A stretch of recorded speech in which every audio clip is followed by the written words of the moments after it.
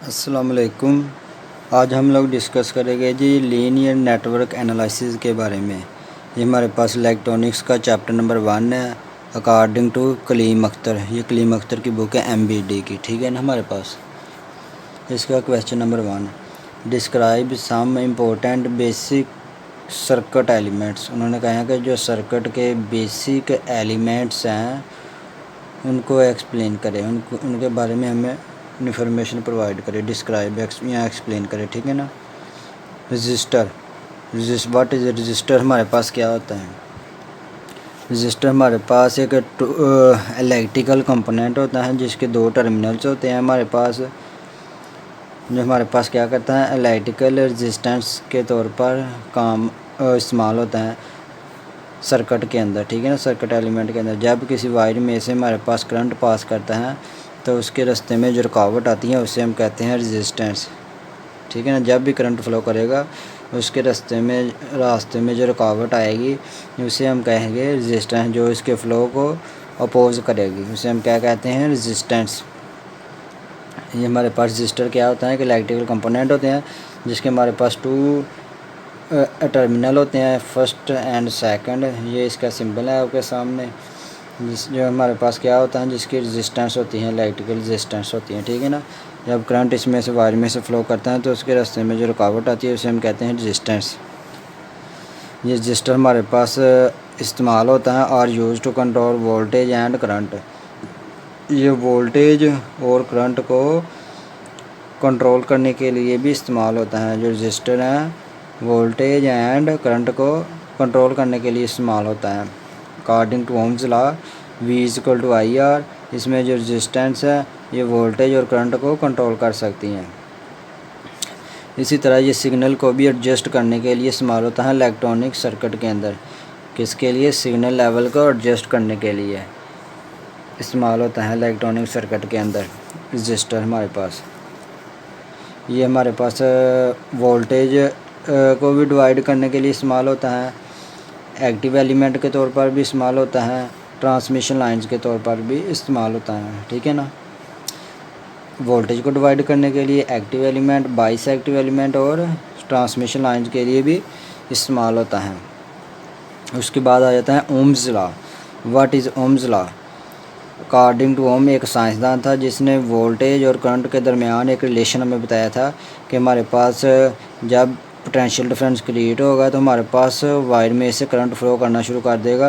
वो एक साइंसदान था ओम, जिसके नाम से ओम्स लॉ रख दिया गया। It state that current through a conductor between 2 point, जो हमारे पास कंडक्टर है उसके अंदर जो करंट होगा 2 पॉइंट के दरमियान उसका डायरेक्ट रिलेशन होगा वोल्टेज अक्रॉस द 2 पॉइंट।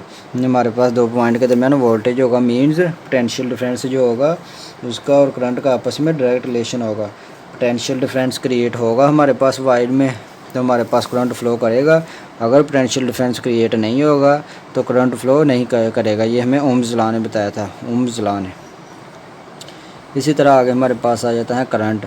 जब हमारे पास चार्जेस फ़्लो करते हैं कंडक्टर के अंदर विद रिस्पेक्ट टू टाइम तो उसे हम लोग कहते हैं करंट।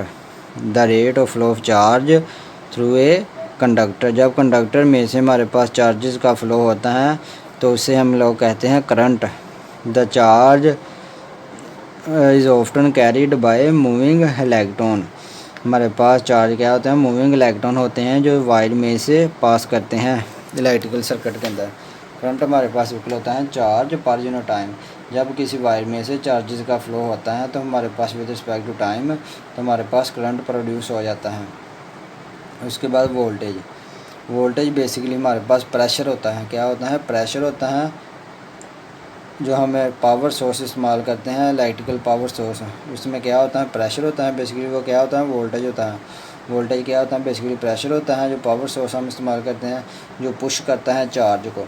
अगर चार्ज को हम लोगों ने वायर के अंदर पुश करवाना है तो उसके लिए हम पावर सोर्स का इस्तेमाल करते हैं जो बेसिकली हमें वोल्टेज या प्रेशर प्रोवाइड करता है। वोल्टेज का बेसिकली प्रेशर ही होता है जो चार्जेस को प्रोवाइड करते हैं। जब उसके ऊपर प्रेशर लगता है तो वो क्या हो जाते हैं? पुश हो जाते हैं आगे की जानब। इलेक्ट्रॉन जब पुश होते हैं तो हमारे पास करंट प्रोड्यूस होता है through a conducting electrical circuit.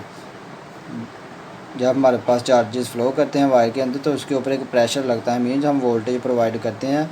Voltage means उसके ऊपर प्रेशर लगता है तो पुश हो जाते हैं आगे की तरफ, इलेक्ट्रॉन फ्लो करना शुरू कर देते हैं। जब इलेक्ट्रॉन फ्लो करते हैं तो करंट प्रोड्यूस होता है। इसी तरह वोल्टेज की हमारे पास दो टाइप्स होती हैं, एक हमारे पास होती है AC वोल्टेज, एक होती है DC वोल्टेज। एक होती है AC, एक होती है DC। इसी तरह इंडक्टर भी हमारे पास एक इलेक्ट्रिकल कंपोनेंट ही है। सर्किट क्या है जी? Electrical component. इंडक्टर हमारे पास ये भी एक इलेक्ट्रॉनिक कंपोनेंट होता है जो एनर्जी को स्टोर करता है in the form of magnetic field. Inductor हमेशा जो एनर्जी स्टोर करता है वो मैग्नेटिक फील्ड की फॉर्म में ही स्टोर करेगा, कभी भी ये इलेक्ट्रिक की फॉर्म में स्टोर नहीं करेगा, हमेशा मैग्नेटिक फील्ड की फॉर्म में अपने अंदर एनर्जी को स्टोर कर लेता है। इंडक्टर बेसिकली हमारे पास कॉइल होती हैं, एक कॉइल जिसमें से करंट पास करता है, या नंबर ऑफ कॉइल्स जिसे हम लूप कहते हैं। एक से ज़्यादा जब कॉइल हो जाती है तो हम उसे नाम दे देते हैं लूप का, ठीक है ना। तो हम लोग उसे क्या दे देते हैं? नाम लूप का। उसको हम लोग नाम दे देते हैं लूप का। उसको हम लोग नाम दे देते हैं जी लूप का। उसके बाद हमारे पास आता है जो इंडक्टेंस होती हैं, उसका डायरेक्ट रिलेशन होता है number of turns in the coil.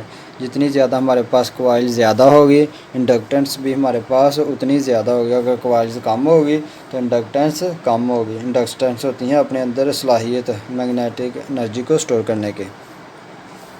जो हमारे पास इंडक्टर होता है वो AC को तो पास करने देता है। जो हमारे पास इंडक्टर होता है वो सिर्फ AC वोल्टेज को पास करने दे इंडक्टर क्या करता है? AC को ब्लॉक करता है, उसको अपने अंदर से पास नहीं होने देता बल्कि DC को पास होने देता है। जो इंडक्टर होता है वो हमेशा DC वोल्टेज को पास होने देता है लेकिन AC को पास नहीं होने देता। ये MCQ के लिए पॉइंट है, very very important.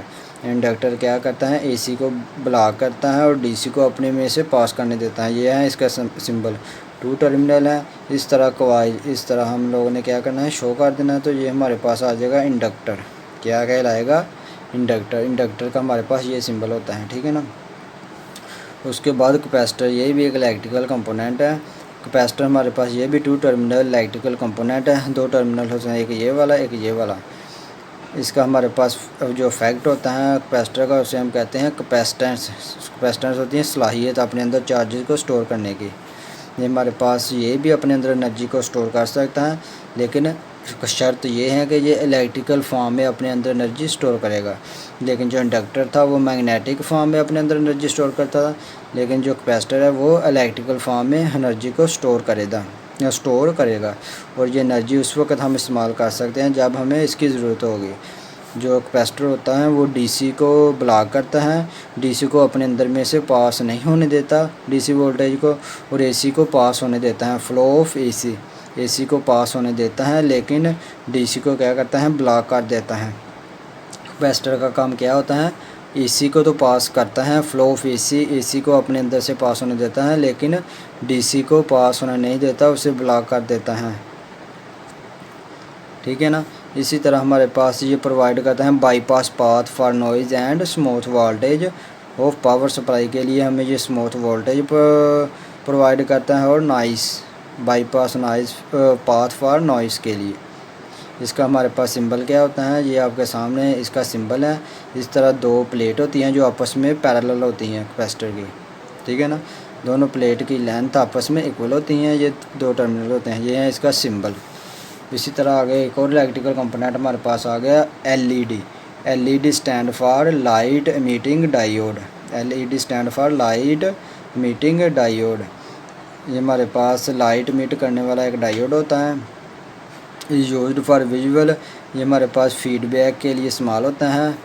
Art to show the circuit, और सर्किट की पावर को शो करने के लिए इस्तेमाल होता है LED, ठीक है ना। उसके बाद आ जाता है ग्राउंड कह लें या अर्थ कह लें, एक ही बात है। ये एक रेफरेंस पॉइंट होता है इलेक्ट्रिकल सर्किट के अंदर। ग्राउंड या अर्थ, ग्राउंड कह लें या अर्थ कह लें, एक ही बात है। फ्रॉम विच वोल्टेज है, जिसके ज़रिए हम वोल्टेज को मेजर करते हैं। इसका हमारे पास सिंबल क्या होता है? ये आपके सामने इसका सिंबल है। इस तरह हमारे पास लाइन लगा के इस तरह, ठीक है ना। ये आपके सामने इसका सिंबल है ग्राउंड का या अर्थ का, इस तरह सिंबल होता है। हमारे पास जो लाइव वायर होती है एंड न्यूट्रल वायर, इसमें कोई डिफरेंस नहीं होता है। The live wire and neutral wire has no difference. Live wire और न्यूट्रल वायर में कोई डिफरेंस नहीं होता, ठीक है ना। ग्राउंड क्या होता है, बेसिकली ग्राउंड कह लें या अर्थ कह लें, एक ही बात है। ये एक रेफरेंस पॉइंट होता है इलेक्ट्रिकल सर्किट के अंदर, जिसके ज़रिए हम क्या करते हैं, फ्रॉम विच वोल्टेज और मेजर, हम वोल्टेज को मेजर कर सकते हैं। इसका सिंबल हमारे पास ये होता है। इसी तरह जो लाइव वायर होती हैं या न्यूट्रल वायर, इसमें कोई डिफरेंस नहीं होता, has no difference, has no difference. तो आज के लिए इतने काफ़ी। अगर समझ नहीं आई तो कमेंट बॉक्स में लाजमी पूछना है। Thank you.